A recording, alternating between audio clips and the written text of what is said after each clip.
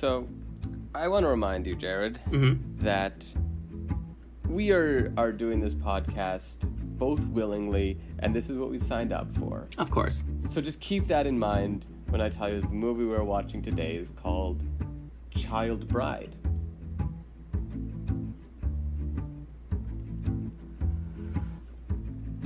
No, God! No, God, please, God, no. No. No. No!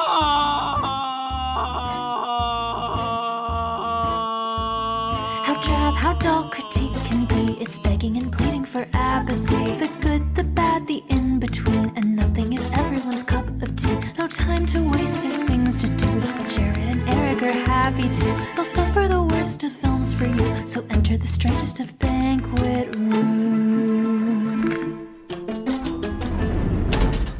Hello, everybody. Hello! Welcome to the oldest film that we've done so far. So far. We've been doing a lot of modern stuff lately. And by lately, I mean early in this podcast, and I pointed that out, and we immediately decided that we had to go as far back as possible. Yeah. I've been, on a kick of watching movies from the 30s recently. Like, every year kind of think of, like, a different movie goal of, like, I want to expand my knowledge in these kind of films. And so, obviously, Child Bride is one of these kinds of films that I need to expand my knowledge of. Wait. Child Bride? Child Bride is this movie's name. And so this is one that I found looking at, I want to say controversial, but I don't know if there's actually controversy. Like, if there are people on the other side being like, no, this is great. But for a little bit of context, yes, please explain to me why you're making me watch a movie called Child Bride. So we watched one of these kinds of movies, which are like, so we watched Reefer Madness, which is like this exploitation style film that came out in the 30s that is like, their whole goal was to like raise awareness of this issue, but like, or that's their stated goal, but really it's kind of just like taking something that is like looked at as being taboo and exploiting the fact that they can make a movie about it as if it was we're commenting on the issue, but it's really just like, we're gonna make this movie that's like pushing the envelope because we can. And there are a few of these. There's also like one called Sex Maniac that is apparently really bad. And they've lasted because I think people are kind of fascinated that this was a thing. And I'm more fascinated that it stopped being a thing. Really. I mean, I don't think that it necessarily stopped being a thing. I imagine it just kind of became less unsubtle. Like, you still see, like, network TV shows doing, like, pulled from the headline stories, and you still see, like a kind of exploitative attitude towards quote-unquote issues that need to be addressed, but, like, they're more interested in exploiting the controversy or in exploiting our, I don't know, curiosity. The raciness of the content. Yeah, exactly.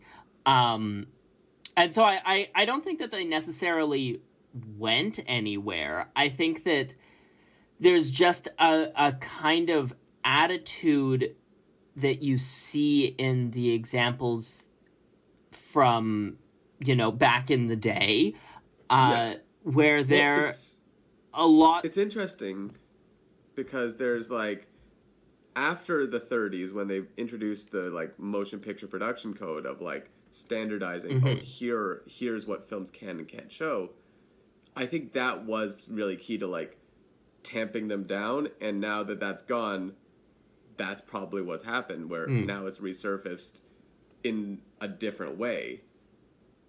But yeah. But there's a lack of... I mean, I haven't seen Child Bride yet, obviously. But in the movies like this that we've watched in the past, there's a lack of subtlety to them that is phenomenal. Yeah. And that's what I'm hoping for. Yeah, that's what I'm kind of expecting from here.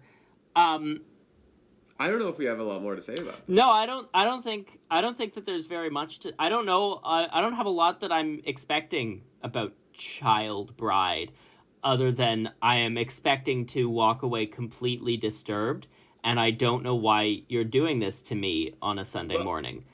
I've heard that it's not just controversial. It's like Reefer Madness. It's weird and bizarre and out there, and the filmmaker just kind of went insane. Oh, that does sound promising.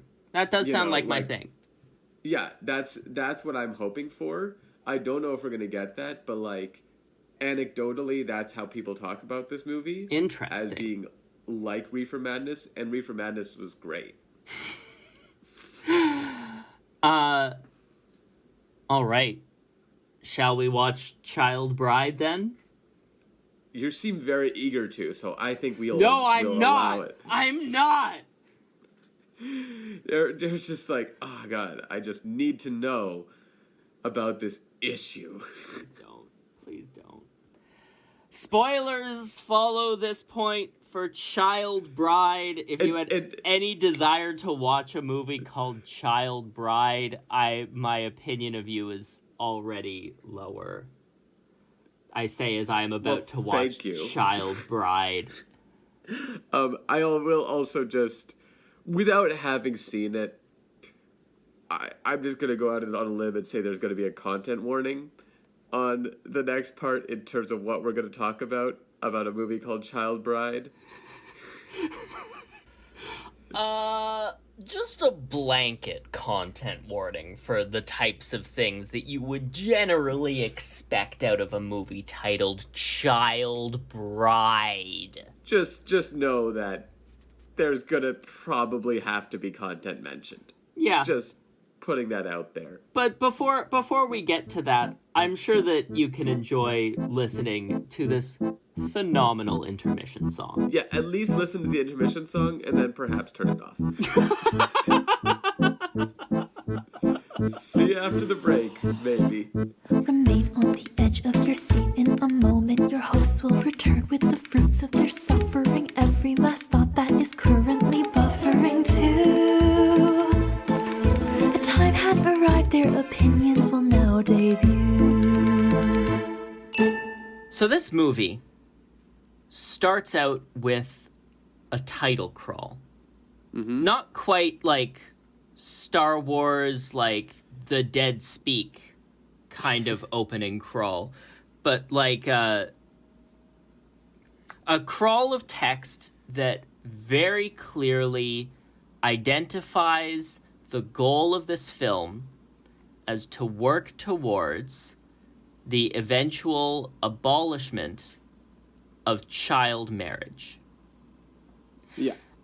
And that means that it becomes very easy to measure whether or not this film succeeds on its own terms, because it delivers those terms to us on a silver platter from the very first moments of watching it. So I'm just gonna go out on a limb here. Mm-hmm. I don't know if you agree. I think it fails. I also think it fails. So yeah, the title crawl, it's a pretty common thing of that era of like having just like, you see it a lot in Westerns where they establish where you are in history, or if it's based on a book, like they'll like have some text from a book, like a prologue of some kind. And it's very common, but I've never seen one so like with so little to say, than just. I think it it says a lot in that it lays out a very explicit political goal of this film. But yeah, like, but the thing is, it sets out that, like, we are not going to judge, but we're not going to, you know, endorse what's happening. Like, it's the way that, like, what I mean by it says so little is that it seems so, like, oh, but what about this? But, oh, but maybe we shouldn't do this. Like, you can see hesitancy in the text. Like, it's like, we're not going to defend what they're doing, but we're also not going to criticize it. We're just going to put it out there. But if we can abolish child marriage, then we've done our job. And it's like, okay. If you're going to make, like, this is the moral code film. This is like, we're trying to establish, this is the moral code that we think society should follow. Yeah. You know, that's what these kinds of movies were. That was what Reefer Madness was. You know, like, this is like, we want to establish this is something we strongly believe. This movie did not do that. No. It pretended like it was going to, and then did not. And like it structures the two sides of its argument for and against child marriage. I'll say right now, in case it is at any point unclear, I am not in favor of child marriage. This movie establishes the for and against positions as child marriage is wrong because child marriage is wrong. You know, like a kind of circular argument that's moralizing, and the for argument for child marriage is that it is a feature of this culture of poor people in rural America. Yeah. I think that it's also important to note that we are coming from a pretty different cultural context. Yes, we are. We are in one where our entire lives we've lived in a culture where child marriage has has been illegal and not even really up for debate. Yeah. You know, well, at least in our, like, we know worldwide this is still like a human rights issue, but it hasn't really been something that we've had to be like, yeah, no, this is wrong, in the same way that there are a lot of social issues right now that we are. Yeah. And it's nice that there's a social issue out there that is very clearly wrong, that a lot of us can agree is wrong without it having to be put up for debate. Yeah. But the way that this film structures that debate, because it very clearly wants to position it as a debate, but it kind of does like, if I imagine myself, okay, in the position of someone who is on the fence about child marriage, or who needs to be convinced that child marriage is wrong, I feel talked down to by this movie, because it portrays that perspective as belonging to stupid poor people, for lack of a better phrase. Like, it depicts the people from this culture as being fundamentally unintelligent and incapable of thinking for themselves, of needing a kind of savior from the outside world, from like the city life, to come back and educate them in the form of a teacher character who just goes around moralizing about how child marriage is very, very wrong. And I also think that it's notable that, like, so they do, I will give it, like, I could see part of the goal in the main plot line being about this young girl who's, like, basically the main character, though she's only in maybe a quarter of the movie. Like, for an hour-long movie, she's out of a lot of the scenes. So, but the perspective that they're showing is, oh, this young innocent girl is forced into marriage with this guy, and so from like a base thing, you're meant to be able to look at that and be sad that, oh, this poor girl, she could have been with this guy who she's, clearly, in love with. That is the same age as her. Let's clarify like that. A kid in her class. They construct a bit of a love triangle, which feels uncomfortable to say in this context. Really uncomfortable to say. Really uncomfortable to say. But that. I don't know how else to frame. There's a triangle dynamic. There's a triangle-like dynamic between this girl at the center and a kid her own age who they clearly have feelings for each other, and the creepy old predator man, who, spoiler alert, does child marry the child, before that marriage is immediately annulled by the teacher.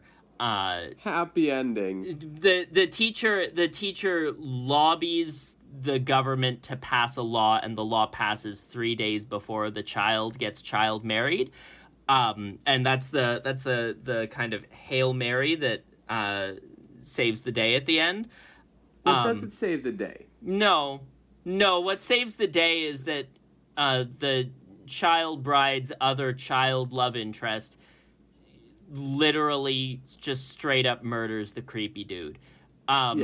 Which, I mean, fair. Yeah, I think, like, in another movie, like, in a more accomplished movie, you would have that sense of, oh God, they're about to have, like, a difficult time, like, they're going to be on the run, you're going to get, like, the police are going to be after him their whole life, this is not going to end well for them, but, like, maybe you get that sense of, like, okay, like, now their lives are about to change. This, the music goes like, oh boy, and then it's like, oh yeah, you could just be my bride now. And there's just no acknowledgement that the kid they just who killed a dude, fully murdered somebody, everyone's gonna know he fully murdered him. Yeah. There's not going to be any consequence to that. Especially considering that the whole reason why the child bride got child married in the first place was because her mother killed her abusive husband. Yes. And the creepy predator man witnessed that murder and basically blackmailed the mother into giving her consent to let him marry her child. Yeah, there was a surprising body count in this movie. Like, there are a few deaths. But I also, just to take it back to, like, the, moral, like, it's quite possible that in rural 1930s, wherever this is, maybe they just didn't investigate murders. Maybe. I didn't see a lot of police officers walking around asking questions. No. No. There wasn't a doctor in the town. People probably just died a lot. But that still comes back to the same problem of, like, oh, this community is inferior because they're poor. Yes. And that was a commonality throughout this entire film. And it really undercut the point that it was trying to make. Yeah, there were a lot of things that undercut the point. There were a lot of things that I mean, another one to this film's. Oh my god! Because the music was the thing that I felt undercut. The romantic music over the child marriage, whatever.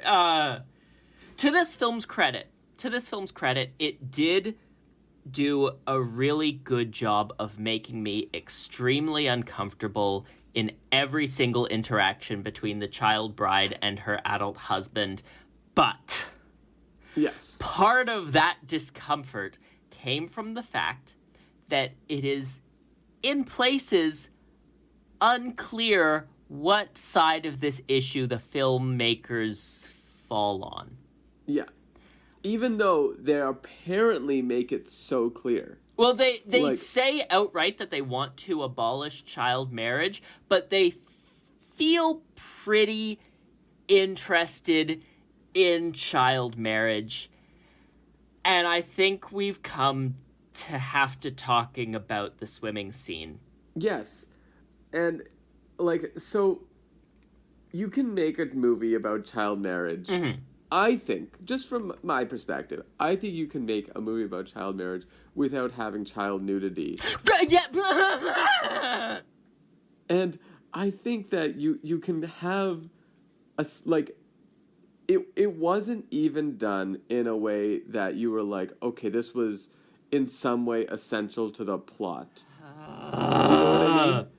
Like, if it was like, oh, like, we are, this is a scene that was, like, graphic because we wanted to show some, like, real consequence of child marriage. You could say, okay, that could have been the filmmaker's goal.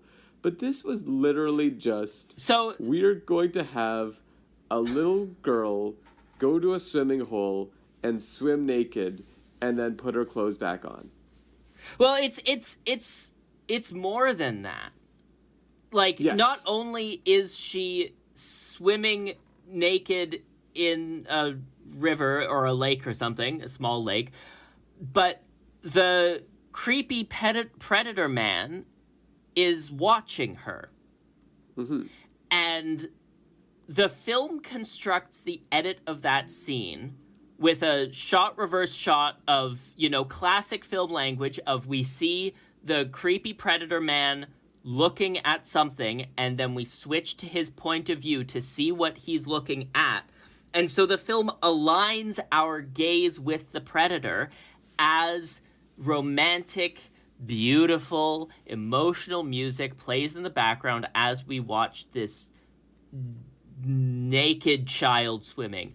And, like, it's by far the most uncomfortable scene in this whole movie.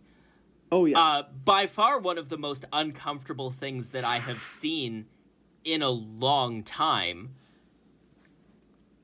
And it's enough to just look at that scene and say this movie has failed. Yeah. Because it's the type of thing where, like, if you were someone with, a desire to marry a child, mm-hmm. you might look at that and go, oh, this movie kind of agrees with me about how beautiful the child body is. Yeah, and I think there's also, like, the thing I mentioned where you don't spend as much time with the, like, teacher character who's against it mm-hmm. as you do with the group of guys who just are like, yeah, we're gonna help each other marry little girls. Yeah. And it's like, you spend more time with them, and, like, they become a larger character than and eventually kidnap the teacher, mm-hmm.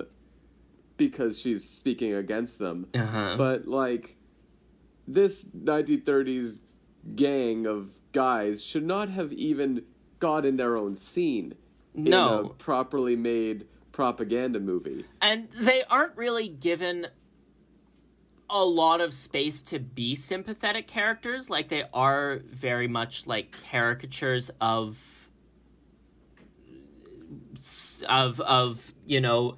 lower class rural American hillbilly, etc. But like, your point still stands. I don't think they're caricatures enough, because, like, if this movie at the beginning says we're going to abolish child marriage mm-hmm. with this movie, that says to me that it's trying to align itself, like, with propaganda. Mm-hmm. Which was so common at the time. Like, propaganda being, like, an actual, like, we will release these movies in theaters, like, that was so common. Mm-hmm. And anything that just positioned itself as propaganda, that wasn't looked at as being a problem. Like, early Soviet-era cinema was all of it. like, and they were wide release popular films. You know, Triumph of the Will came out just a few years before, and that was a big movie, even in America. And not only for people who were like, oh, like, I agree with them. It was a large movie for a lot of people because they were just interested in it. And this movie could have aligned itself with propaganda in this era by making these caricatures of people and showing, okay, this is wrong, this is right. Mm-hmm. If they wanted to do that, they could have. But there's a bit of a both sidesing to this. There is. Yeah. It was in that little text at the beginning where it says, we're not going to say that it's wrong. We're not going to say that it's right.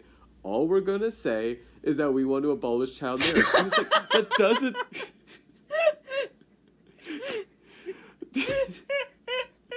Like, you can't do that with literally any issue. Like... Yeah. You know, I'm not going to say that it's wrong. I'm not going to say that it's right.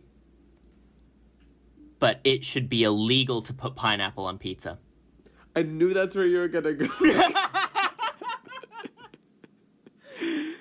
I say that as somebody who enjoys pineapple on my pizza, and I feel like that's the position that this movie is coming from. Yeah. Yeah. And it's an interesting thing to look at, because like it's one of the, like, these movies we watch, usually they don't have a lot of like genuinely interesting things that they want to say. Mm-hmm. And so it's hard to say like, oh, this failed in that, because usually they just fail at being entertainment, or they fail at being funny, or they fail at just existing as a movie. But this one, it was like, it comes out and it says, we're going to do this, mm-hmm. and then does the opposite. Yeah. And you're just, it's fascinating. It is fascinating, and it's really useful for our purposes to have that intentionality laid out so explicitly. Yes. Because that is rare for us. Most of the time we kind of have to like investigate through the text itself to figure out what it's trying to do or what it's trying to say. Or through paratexts where we see like, oh, the filmmaker who made the, Mario Brothers movie had obviously never seen a Mario Brothers game, and we could probably find evidence for that. Did we actually find evidence for that? No, but I still think that's out there.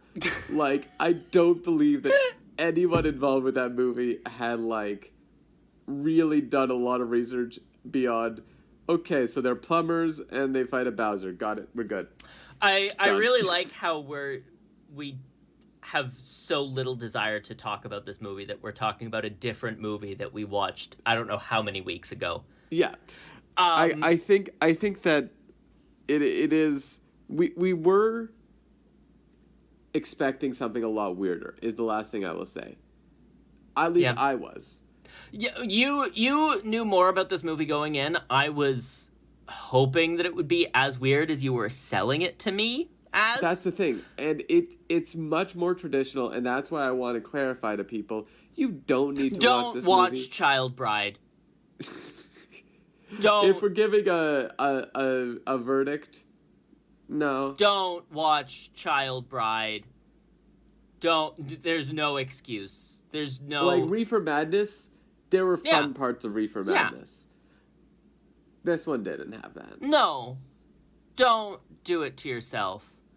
It's very conventional filmmaking, which I wasn't expecting. I was expecting somebody who's, like, making a movie outside of the production code, because at this point you are. Mm-hmm. Like, in 38, I didn't realize how late it was, but you're outside the production code, and you're, making a movie that's, like, fully, I can take as many risks as I want, because this isn't going to be, like, a wide release, everyone's going to pay to see it kind of movie. Mm-hmm. This is, like, I'm going to take this around to my churches. That kind of thing. Yeah. So what have we learned today? I was expecting more. What have we learned today? Yeah. I think that there was that song Do you want to sing it from the the school? Because I think that was done in a learning setting, and I think that it was important. Reading. This is a quote. This is a direct quote from Child Bride.